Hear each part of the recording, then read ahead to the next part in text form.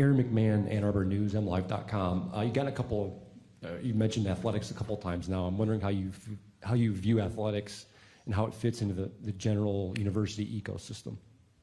I think that playing at the highest level is incredibly important for public research universities.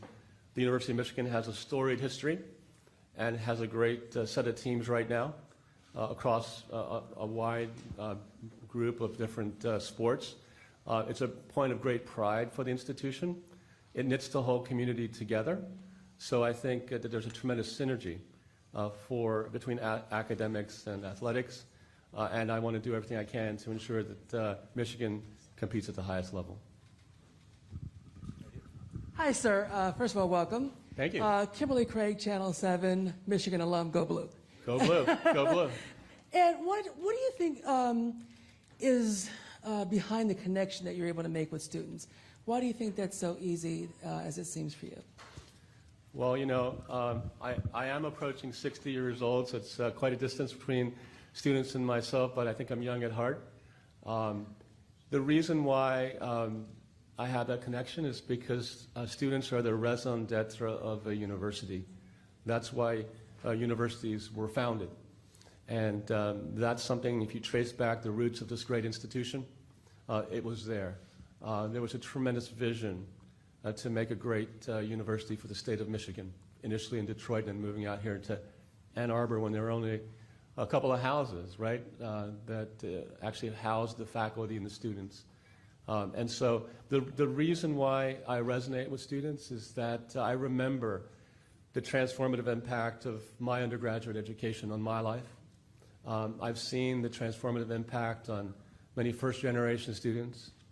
I have tremendous respect and I'm proud of the initiatives and investments that have been made over the past several years in access and affordability, and I want to grow and build upon that. The reason why I connect with them is that they inspire me. And as was said in the earlier remarks, students really help move the institution forward. That was true at the University of British Columbia, where student activism, and that's very true at Michigan if you think about the history of this great institution, student activism is often ahead of the faculty, staff, and administrators, and usually they're on the mark. And so, as an administrator, if you listen to students, you can really move the institution forward even more rapidly. And so I firmly believe that that connection is important. The other thing I said is that my job is to serve. That means that I need to be in touch with faculty, staff, and students, understand what their concerns are, what their aspirations are. My job is to do everything I can to make this the perfect place, or as good as possible, so that they can realize their dreams, so that their lives can actually be transformed, just like mine was when I was their age. So I draw energy from faculty, staff, and students in particular, and I can't wait to work with the students here. Thank you, Rick. Dr. Ono, welcome. I'm Santa. Santa. Not Dr. Santa. Santa. I'm Charlie Langton, Fox 2 News and WWJ Radio. So I looked at your social media. You've got quite a following on Twitter. It grew about 1,000 folks over the past several hours for some reason. I might have been one of them. I'm just curious, what do you think about social media in higher education? But the more important question, what will be your first tweet now that you're president? Well, I got to have an account first, you know, so I don't quite have an account yet. But if you actually look in the public domain on YouTube and Google Santa Ono Creative Breakfast or something like that, I gave a talk about an hour in length about the role of social media and the role of the university or college president. I think one of the most important roles of a university or college president is to be a chief connector. And you do that through communications. And when you see that, or if you look it up, you'll learn that I was one of the early presidents to embrace social media. Back then it was Twitter, but there's so much more now. If you want to interact with the students, they're on Instagram. There's also this thing called TikTok, but I'm not brave enough to go there yet. But So to answer your question, social media is a one way that the younger generation, looks at and views the world as their lens. And so it's really important to have that in your portfolio of ways to communicate. But you need to communicate in many different ways, face-to-face. I like interacting with people at football games and basketball games. I like to go to meet with alumni around the world, so that direct interaction is really important. But social media is a pretty important medium for communication, and as I believe that the president's role is to be a chief connector, you can really use that for a positive advantage. There are some downsides and some things that make it difficult. Obviously, you hear everything. And you hear it when people are not happy, but that's actually a good thing if you know when people are not happy, so that you can actually be responsive to that. I'll give you some funny things. When I was president of the University of Cincinnati, there was a vending machine that had no Cheez-Its in it. So students typically would direct message me and say, there are no Cheez-Its in this vending machine. So I was able to make a phone call, and they were able to replace the Cheez-Its, and the students were pretty happy about that. The other thing, which is, I guess, one of the more challenging moments is, I don't think it snows very much here in Ann Arbor, does it? But the students are actually pretty interested in these snow days. And so what happens is when it starts to snow, even just an inch of snow, in Cincinnati, I used to get tons of direct messages saying, are we going to get a snow day? Are we going to get a snow day? So those sorts of things happen as well. But it's really a good way for you to connect around the globe, really, with all kinds of people. So hopefully that answers your question. Hi, Chandler Engelbrecht, Detroit Free Press. First of all, congratulations on this accomplishment, but I wanted to circle back to athletics. Sure. You mentioned your time at Cincinnati. A lot of your work there can be attributed to the athletics program that Cincinnati has built today. Making the college football playoff. One of the top 4 teams with Michigan. Yeah. So my question is, coming into a program that's athletics is already among the top in the country, what's the difference in building an athletics program and continuing its success? And then just to go along with that, in a world of NIL, what are your approaches to interacting with coaches and athletes as they weave their way through this new world? Yeah. Well, first of all, I want to just say University of Michigan has, in my view, one of the best athletic directors anywhere. I've had a chance to interact with him. Let's hear it for him, Ward. Let's hear it for Ward. Got a pretty good football coach, too.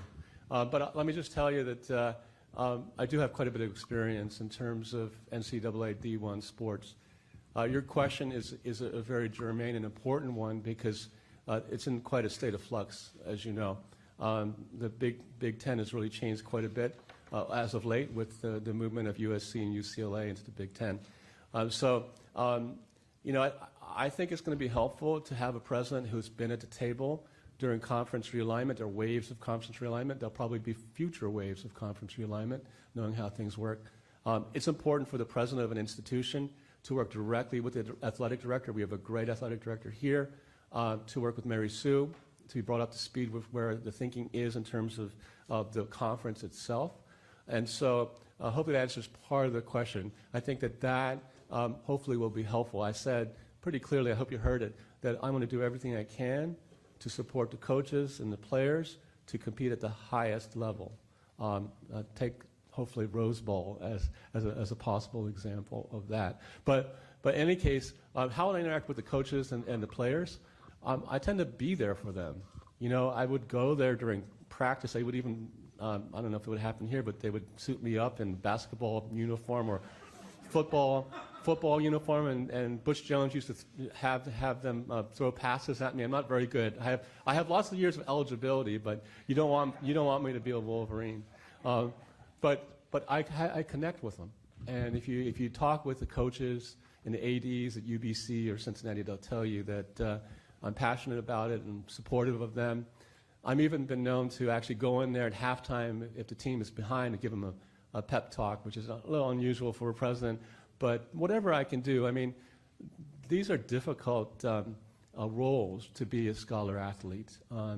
You're taking classes and your training and your traveling. They deserve the community and the president's support. Congratulations, sir. My name's John Hewitt from WWJ Radio. Hi, John. Mine is of a more serious nature on the question, but I think an important one to ask.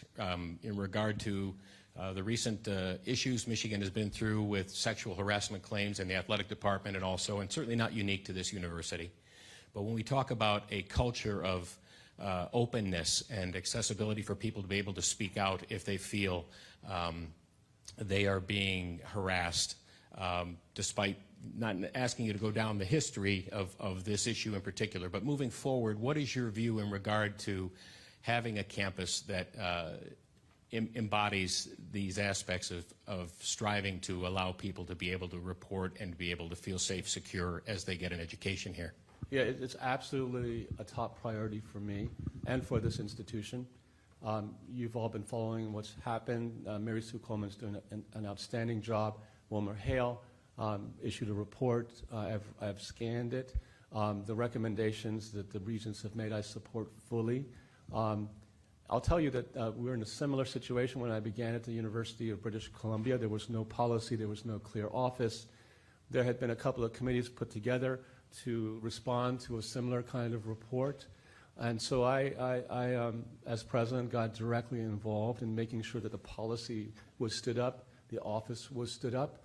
And so I plan to ensure that that happens here at the University of Michigan. I'm the father of 2 daughters. You know, at the University of British Columbia, I'm the final word in terms of discipline in these sorts of cases. So I have a lot of direct experience in the damage that these sorts of things, sexual assault and harassment, have on young men and women. And so it's unacceptable. And it'll be part of my responsibility, and I need to be held accountable to do everything I can to continue to move this institution forward as it is doing, I think, in a very robust way.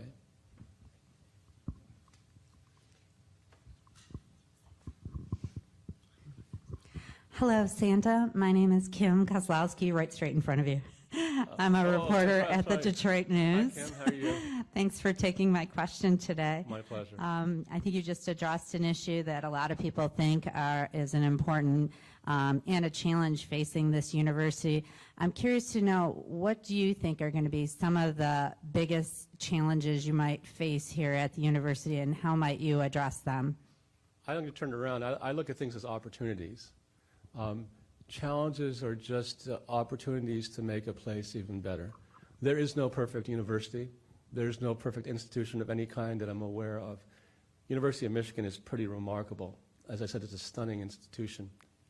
To answer your question about those opportunities, or you can call them challenges, as you know from my background as the leader of something called the University Climate Change Coalition, or UC3, really making sure that the carbon neutrality plan moves forward is important for Michigan.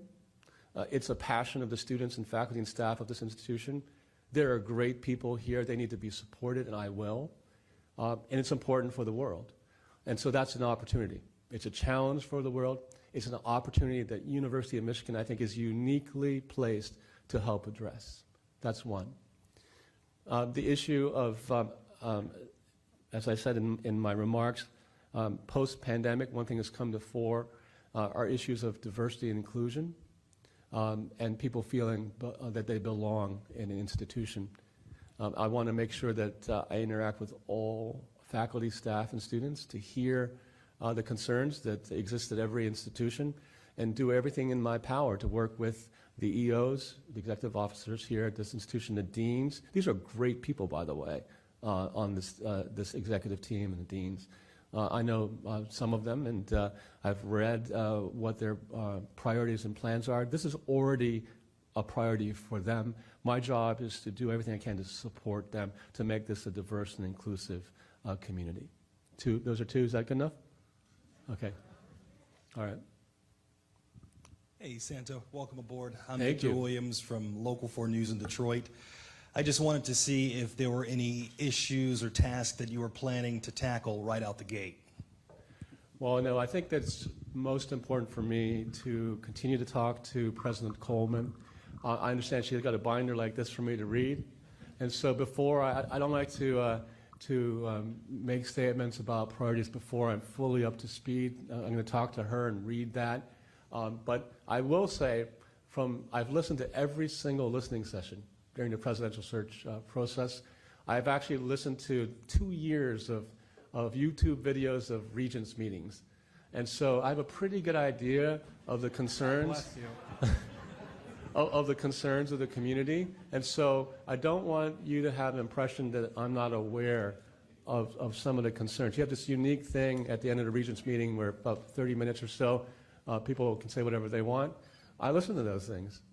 And so I want you to know I'm ready to hit the ground running, but it would be inappropriate for me as a president-elect to say this is what I want to do first. I also need to talk to the executive officers of the university. I mean, they are handling those, what we call files, or those issues right now, and I need to talk intensively with them. But there are many opportunities. I know a safe one is carbon neutrality, is an institutional priority, it's a personal priority, and I want University of Michigan to be viewed worldwide as a leader in climate action. Hi, I'm David Jesse from the Detroit Free Press. You mentioned listening to the listening sessions, and earlier in the meeting, Regent Illich was talking about those, and one of the things she mentioned was a restoration of trust between the university's administration and the faculty and the students. I'm wondering what your plans are as you arrive on campus to tackle that particular issue. Thank you. You know, trust is something that you earn. I'm a new person. And, you know, I have no expectations that there will be immediate trust. I want to earn it. And the way I do that is first to listen very carefully about what the concerns are, the basis of mistrust. And so I'm almost certain that in early days I will have those conversations. And I pledge that I will take that input as something that forms how I interact with the community. And I hope that I will be able to prove in the first weeks and months of my tenure that I have listened and that I have reacted appropriately to those concerns. And hopefully I can earn the trust of this great community. Hi, Isabel Lohman with Bridge, Michigan. You talk about the trust building with faculty, staff, and students. I'm curious, how do you plan to build trust amongst the general Michigan public and with the Michigan legislature, which has at times criticized U of M? Absolutely. I mean, as the president of a very large public university, University of British Columbia, funded by the province of British Columbia, former president of the University of Cincinnati, funded by the state of Ohio, I have quite a bit of experience interacting with legislatures, and in the case of Ohio, it would be the governor. In the case of British Columbia, it would be the premier. In all cases, I reached out immediately to politicians and to leaders and made it a priority to listen to them, to talk to them about any of those concerns or criticisms that you've mentioned. I need to understand that so that I can integrate that into our responsiveness to that. So to answer your question, that's how I actually build trust at that level. I was very fortunate to have a great relationship with Governor John Kasich, who was the governor of Ohio at that time. And he responded by pointing me to a number of different significant boards and committees for that state that were focused on innovation and technology transfer. For example, when I was first appointed as president of the University of British Columbia, at that time the premier was John Horgan. Was Christy Clark. The current one's John Horgan. Christy actually appointed me to be the chief innovation advisor for the entire province of BC, and she charged me with actually putting together a network of CEOs and scientists across the province that resulted in the recruitment of a number of companies to the province and significant federal funding from Canada.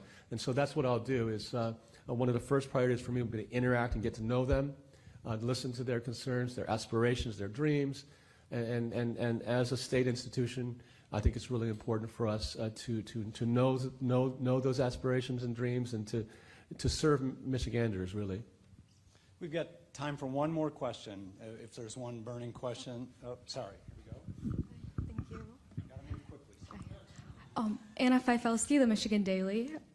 We were just wondering, what does the transition process from interim President Coleman look like? And because there are a few months before you formally take the position, how do you plan on acclimating to such a large and diverse campus? And what plans do you have to engage with groups on campus prior to the start of your tenure? Yeah, so first of all, as you know, President Coleman has already been working with the executive officers of the university, and they're giving me a binder that I haven't seen yet that's this big. And so I will read that, continue to have conversations with her. She's been fantastic in acclimatizing me to the significant initiatives that are underway at an institution this scale. I will not be a stranger. I hope to come back regularly. I hope to be able to talk to you and to student groups as well in the interim period. 3 months seems like a long time, but it'll fly. Some of it's the summertime. I know there's some major moments at the beginning of the school year, and I'm going to talk to President Coleman, see which ones make sense for me to attend. I'm hoping she'll let me come to a football game, even in those early months, but also welcoming new faculty, staff, and students at the institution. So, you know, it's too early for me to say exactly what I'm going to do, but you know, respecting my responsibilities, ongoing responsibilities to UBC, and respecting the fact that Mary Sue Coleman is the president of University of Michigan right now, I'll work with her to figure out what would be the best level of engagement. But as I said, I'm eager to connect and to engage. Thank you. Thank you very much, everybody.